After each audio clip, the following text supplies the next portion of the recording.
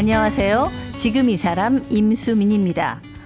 중증장애를 가진 12살 아들을 키우는 이명희 씨에겐 소원이 하나 있는데요. 자신의 장례식장에서 아들이 육개장 한 그릇을 직접 떠먹을 수 있었으면 하는 겁니다. 자신이 아이 곁에 없을 때 스스로 밥이라도 먹을 수 있었으면 하는 바람이죠. 아이를 키운다는 게 엄마로서 당연한 일이라고 하지만 육체적으로 정신적으로 지칠 때도 많은데요. 이명희 씨는 그런 속내를 글로 써서 털어놓으면서 스스로를 치유하고 있습니다. 자신의 아들을 마이 스트레인지 보이라고 칭하면서 아이 얘기를 하고 비슷한 처지의 사람들에게 위로를 건네고 있는 이명희 씨, 지금 만나봅니다.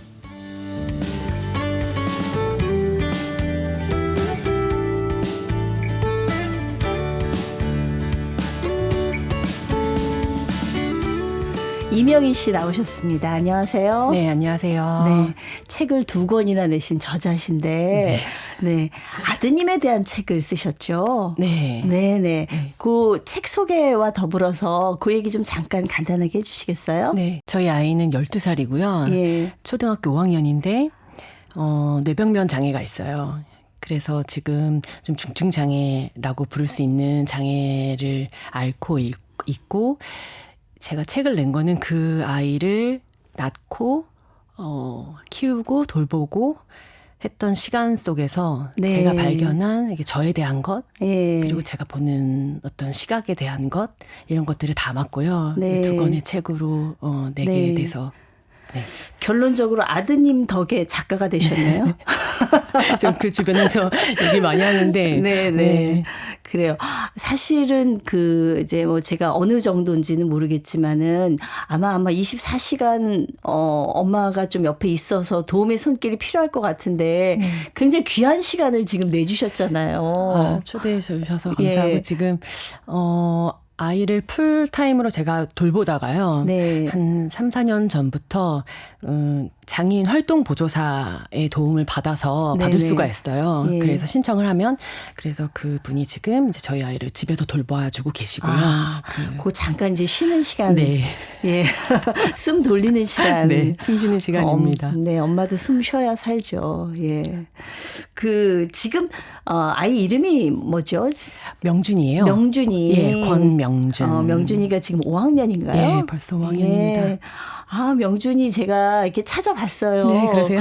엄마 닮았네요. 이제 보니까 얼굴이. 명준이 얼굴이. 네, 그때 바뀌긴 하는데 저랑 많이 닮은 것 같아요. 그렇죠. 네, 네. 명준이 상태가 어떤지 지금 혹시 방송 들으시는 분이 좀 궁금해하실 네네. 것 같아서요. 예. 네, 저희 아이는 조산으로 일찍 태어났어요. 미숙아로 태어났고 26주에 태어나서 사실 그때부터 인큐베이터에서 중환자실, 신생아 중환자실에 있었는데 네.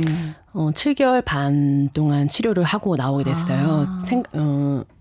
아이가 뇌척수에 좀 막혀서 수두증을 이제 진단을 받고, 그게 뇌출혈 때문에, 그러니까 사실은 이제 미숙아로 나오게 되면서 네네. 뱃속에서 건강했던 아이가 아프게 된 거죠. 네, 그래서 그렇군요. 네, 그래서 뇌출혈이 와서 뇌 손상이 온 것이, 그래도 아이가 잘 지냈었어요. 예. 잘 보고 잘 먹고, 오른손을 좀 못 쓰고 오른쪽 편마비여서 네, 발을 네. 조금 까치발을 들긴 했지만 손을 잡아주면 뭐 1시간도 걸어 다니고 계단도 다니고 그렇게 하다가 한 4살 때 원인 불명의 뇌 손상이라고 할 수 있는데 네네. 크게 발작을 했어요. 그래서 그걸로 정말 몇 시간 안에 시력을 잃고 그때 사질마비 진단을 받았죠. 4살 때. 예, 4살 때. 그래서 사실 저는 아이를 처음에 낳아서 장애가 있는 아이를 키우는 시간과 네. 그다음에 완전히 할 수 있었던 것들조차 다 잃어버린 시간의 아이, 이렇게 크게 2번의 일이 있었던 것 같아요. 그러니까 이제 처음에 이제 명준이가 첫 아이죠? 네, 하나예요. 아이가 외동이에요. 그러니까 처음에 이제 첫 아이 볼 때 얼마나 기뻐요. 근데 이제 깜짝 놀랐을 텐데 네. 좀 적응할 만하니까 또 이런 청천벽력 같은 일이 생겼겠네요. 예. 근데 사실 이런 속 얘기하기가 원래 쉽지가 않잖아요. 그렇죠. 이게 힘든 이야기니까. 그런데 이게 보면은 처음에는 제가 아이에게 장애가 있다는 걸 알고 누가 봐도 눈에 띄는 장애가 있다는 걸 저도 알고 했을 때 처음에는 움츠르게 되더라고요. 아무래도 남이 보는 게 싫고 그래서 피하고 했었는데 그것도 아무나 할 수 있는 게 아닌 거예요. 이게 괜찮은 척을 하는 것도 연기도 조금 할 줄 알고 자기를 조금 속일 수도 있는 사람들이 나 괜찮다고 말할 수 있는 건데 저는 그게 좀 잘 안 됐어요. 저는 남들한테 마음이 좀 여린 편이죠. 그러니까 좀 거짓말을 하고 싶지 않았어요. 타인에게도 그리고 나 자신에게도. 그래서 이걸 똑바로 보는 노력을 하자라고 해서 그렇게 책까지 내게 된 것 같아요. 이걸 이렇게 공개하시고 책을 쓰고 사람들 앞에서 얘기하고 그런 이유가 있을까요? 아마 그거는 온전히 저의 이유일 것 같아요. 제가 그런 방식으로 저를 좀 이해하고 싶었어요. 왜냐하면 제 앞에 펼쳐지고 있는 현장의 속도가 너무 빠른 거예요. 아이가 26주에 40주에 당연히 나올 거라고 생각했던 아이가 급하게 나오고 말도 안 되는 수술을 받고 그런 수술 동의서에 사인을 하는 그런 그때 되게 현실감이 없거든요. 그런 아이를 그렇게 장면이 계속 반복이 되니까 저는 엄마의 역할을 했을 거 아니에요. 계속 엄마의 역할을 하고 아이를 돌보고 재활 치료를 하고 하지만 제 안에는 너무 놀란 제가 못 쫓아오는 거예요. 그 삶의 장면을. 그래서 저는 저와의 시간을 좀 보내고 싶었고 그게 제가 글쓰기를 좀 좋아해서 그리고 저한테는 좀 자연스럽고 익숙한 방식이어서 저에 대해서 쓰기 시작을 했던 거예요. 거의 토해내듯이 정말 벼랑 끝에서 토해내듯이 했던 것 같아요. 예, 그렇게 안 하면 거의 못 살겠던 그 정도로 이제 안에 쌓여 있던 것들을 다 이제 겉으로 드러내놓고 어떻습니까? 이렇게 하고 나니까 좀 쏟아내고 나니까 뭐가 좀 달라지던가요? 일단 제가 글을 쓰고 그 글이 책으로 나온 걸 보니까 어떻게 보면 그 책에 담은 시간들에서는 조금 거리를 두게 된 것 같아요. 제가. 그래서 거리를 두게 될 때 사실 아이를 미워하지 않을 수 있고 누군가를 원망하지 않을 수 있고 나 자신을 자책했던 것들로부터도 좀 거리를 두면서 이렇게 살아야겠다라는 저만의 가치관을 좀 만들어가는 중인 것 같아요. 좀 객관화되는 그런 부분도 있을 것 같아요. 그런 장점이 있을 것 같아요. 그러니까 아이의 상태 예를 들면 뭐 엘리베이터에서 누가 탔는데 아이를 이렇게 힐끔힐끔 쳐다보면 되게 기분이 나쁘고 그날 하루 종일 막 울고 싶고 이랬었어요. 그랬던 시절이 있었는데 저는 이제 시간이 지나면서 조금씩 거리를 두면서 나라도 쳐다봤을 수도 있겠는 거예요. 왜냐하면 다른 걸 우린 다 보잖아요. 연예인들 너무 얼굴 작아도 보듯이 달라서 본 거고 그 현상 자체는 인간이 할 수 있는 일이다. 중요한 건 아닌 것 같다. 그리고 그때 상처를 받았던 거는 사실 저인 거예요. 제 마음. 제가 상처를 받았고 제가 느낀 수치심, 그런 불편감. 아이는 가만히 있는데, 그렇죠. 그걸 온전히 다 받고 있는데 아무렇지 않은 거예요. 흔들리지 않는데 제가 흔들렸던 거를 깨닫고 난 다음부터는 다른 사람들의 시선이나 말에 그럴 수 있다 이렇게 넘어가게 됐어요. 자연스럽게. 그래도 상처가 되지 않나요? 근데 좋으신 분들이 또 많고 어떻게 보면은 어떤 개개인이 가질 수 있는 생각, 나와 다른 장면을 봤을 때 드는 당혹스러움에 대해서 내 편이 돼달라고 하기보다는 그냥 본질적인 거 아이가 제가 죽고 나서 가족이 없을 때 이 아이가 어떻게 살아갈 수 있을 것인지 그런 구조적인 힘에 대해서 사람들이 동의를 해주길 바라지 오히려 감정적으로 읽어주길 바라진 않게 되더라고요. 이제는. 그래요. 그 이제 어떤 심리적인 거 정서적인 부면에서는 시간이 흐르면서 좀 단단해지고 탄탄해지고 어느 부분에서는 좀 체념하는 것도 생기고 그럴 수 있을 것 같은데 저는 이 육아가 사실 굉장히 힘들잖아요. 보통 엄마들도. 근데 이제 그거는 끝이 보이니까 뭐 한 2, 3년 길어봤자 4, 5년 뭐 아무리 길어도 뭐 10몇 년이면 끝나죠. 명준이는 스스로 생존을 위해서 네. 인간이 받아야 되는 건 스스로 할 수 있는 것이 아무것도 없어요. 그래서 먹는 것, 그리고 대소변, 네. 옷 입히기, 어디로 이동하는 것, 씻는 것 모두 타인의 도움을 100% 받아야만 할 수 있고 아이가 할 수 있는 정도는 그래도 예전보다는 조금씩 나아져서 네. 손가락을 빠는 거. 빨면 이제 안정감을 취하는 방식. 예전에는 아예 나무 토막처럼 가만히 있었던 시간이 있었는데 지금은 의사표시를 그런 식으로 하고 또 잘 웃어요. 좋은 것을 표현해요. 진짜 네. 미소 천사더라고요. 네. 제가 영상을 하나 봤는데 어쩜 저 그 미소를 딱 보는 순간 진짜 무장이 완전히 해제되는 그런 미소를 가졌더라고요. 네. 예. 그래서 보면 아이가 이제 시력을 상실했거든요. 그래서 빛 정도만 볼 수 있는 정도임에도 불구하고 정말 이게 신기한 게 눈빛에 다 정서 같은 게 녹아나서 이제 일종의 의사소통을 할 수 있는 어떤 신호로 저희는 보고 있어요. 그래서 웃고 아니면 싫으면 티를 내서 저희가 해줄 수 있는 것을 알 수 있으니까 그것도 안 됐던 시간이 있었으니까요. 그러니까 제가 육아 얘기를 했잖아요. 이게 끝나지 않는 육아잖아요. 네. 예. 그래서 사실 얼마나 힘들까 이런 생각이 들더라고요. 예. 일단 육체적으로 너무 그 육아의 어떤 힘듦에서 내가 평생 벗어날 수 없다라고 생각을 하고 그 생활을 한다는 게 참 쉽지는 않을 것 같은데 어때요? 아이는 계속 자라고 이제 초등학교 5학년이니까 제법 컸고 여기서 더 자랄 거잖아요. 그렇죠. 성인이 되면서 점점 더 자라나고 그러나 아이를 햇볕을 쬐면서 살게 하고 싶으니까 아이를 어딘가에 옮겨서 또 밖에 데리고 나가야 되고 병원을 다녀야 되고 어딘가를 가야 되는데 그때 체력을 위해서 사실 제가 할 수 있는 게 별게 없더라고요.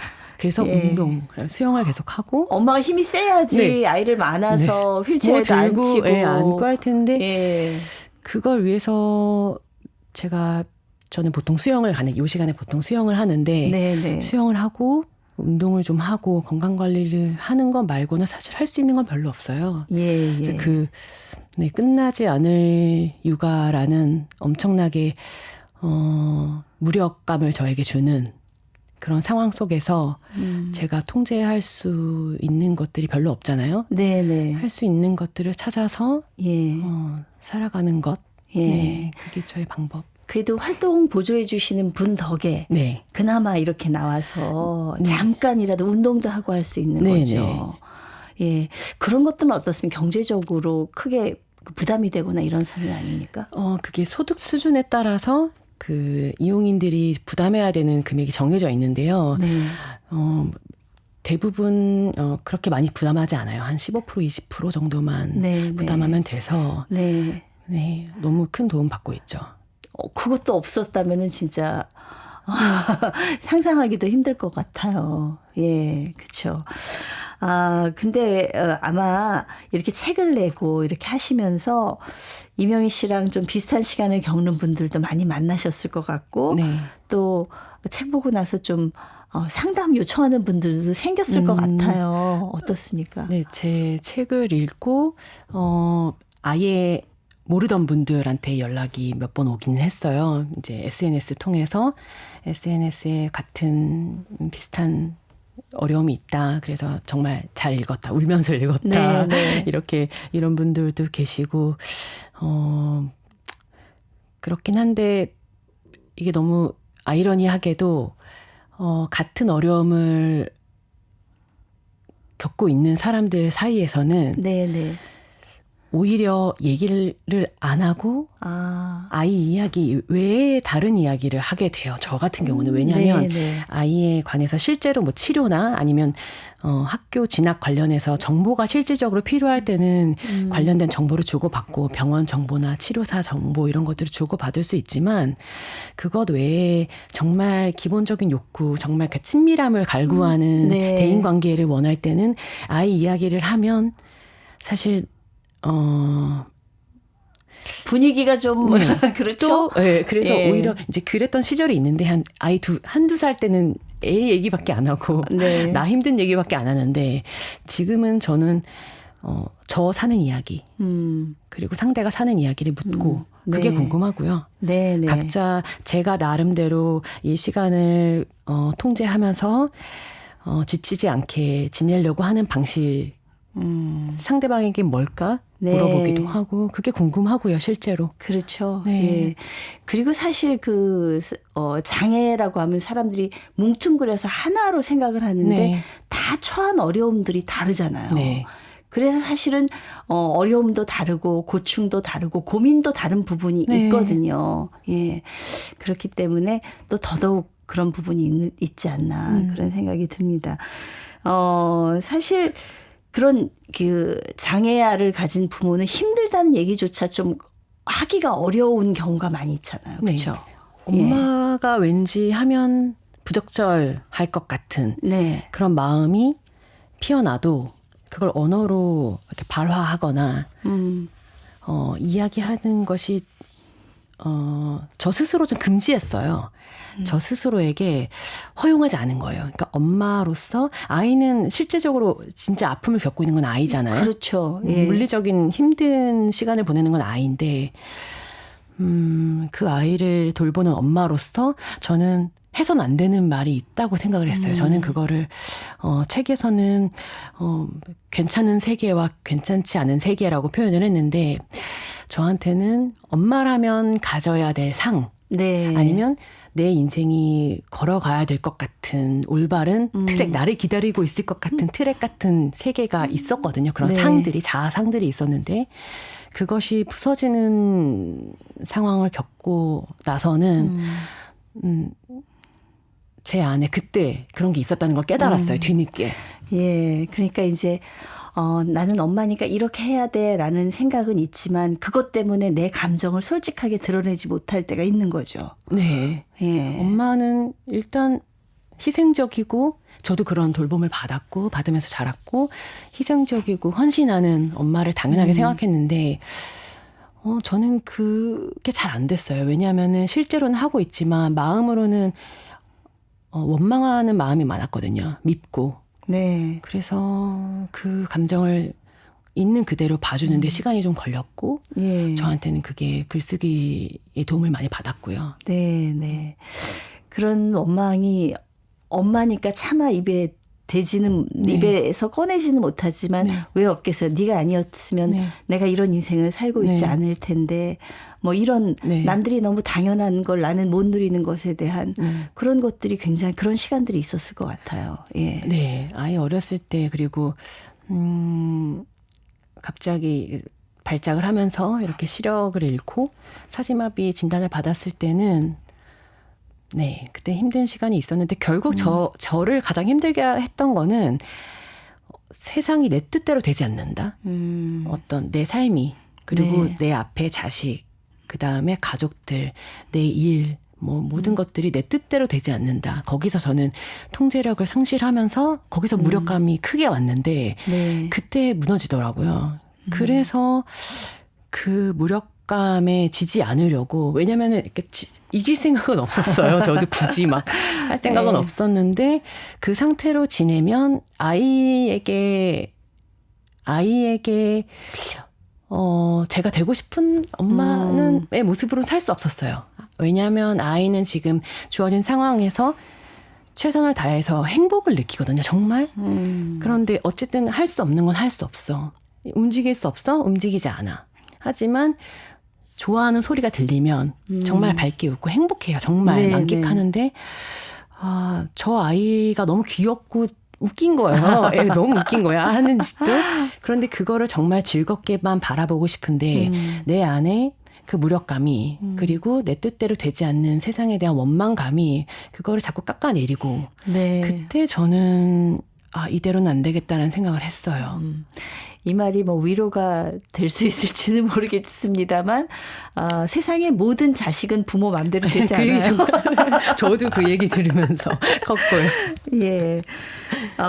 그렇게 해서 이제 치유의 방법으로 선택한 게 이제 글쓰기라고 하셨어요. 네. 책을 2권이나 쓰셨어요. 첫 번째 책은 My Strange Boy. 네. 예, 이번에 낸 책은 커피는 내게 숨이었다. 커피는 내게 숨이었다. 네. 마이 스트레인지 보이 보니까 제목을 보니까 내 아들이지만 좀 낯설고 이상할 때가 있었나? 그런 생각을 했어요. 네. 네. 이 마이 스트레인지 보이, 그 스트레인지라는 말이 다르고 이상한 그런 의미를 담고 있지만 사실 저는 깊은 존중의 의미도 된다고 생각해요. 스트레인지 하다는 거를 스트레인지 하다고 말을 해주는 순간 너를 너대로 존중하는 느낌을 저는 받았어요. 그리고 장애가 있는 아이에게 너는 스트레인지해라고 하는 게 아니라 그러니까 엄마만이 할 수 있는 말이 있다고 생각을 한 거예요. 네네. 엄마가 아이를 스트레인지하다고 부를 때는 네, 다른 사람이 부르면 다른 사람이 너 너무 이상하다고 하면 그것은 네. 비난, 폄하가 될 수 있지만 제가 아이를 불렀을 때 저는 스트레인지한 아이를 그대로 존중한다는 느낌이 들었었고 네. 그렇게 되기까지의 시간을 담은 글이고요. 첫 번째 책은. 그렇군요. 예. 사실 이명희 씨 전에는 평범한 직장인이셨다고 제가 들었어요. 아이를 낳기 전에는. 네. 저는 회사를 다녔다가 네. 회사를 다니고 제가 하고 싶은 일이 있어서 청소년들 진로 상담, 진로 지도하는 일도 조금 했었고요.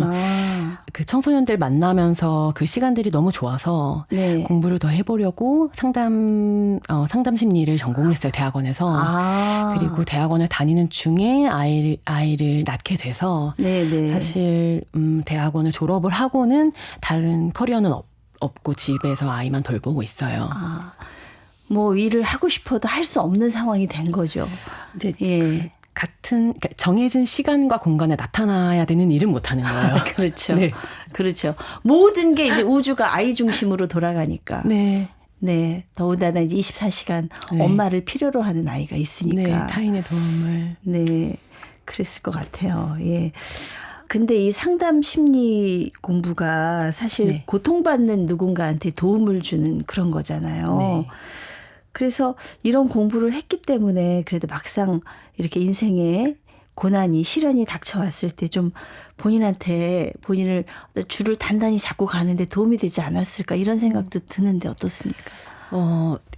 사실 당시에는 몰랐는데 지금 생각해 보면 돌이켜 보면 그 상담 심리를 공부할 때 배웠던 상담자가 가져야 될 태도. 네. 태도에 대한 거를 많이 배우는데 그 배웠던 내용을 저는 제가 제 안에 있는 저 자신에게 많이 해줬다는 생각이 들어요. 예를 들면 인간중심 상담, 칼 로저스의 인간중심 상담에서는 어려움에 처해서 온 이에게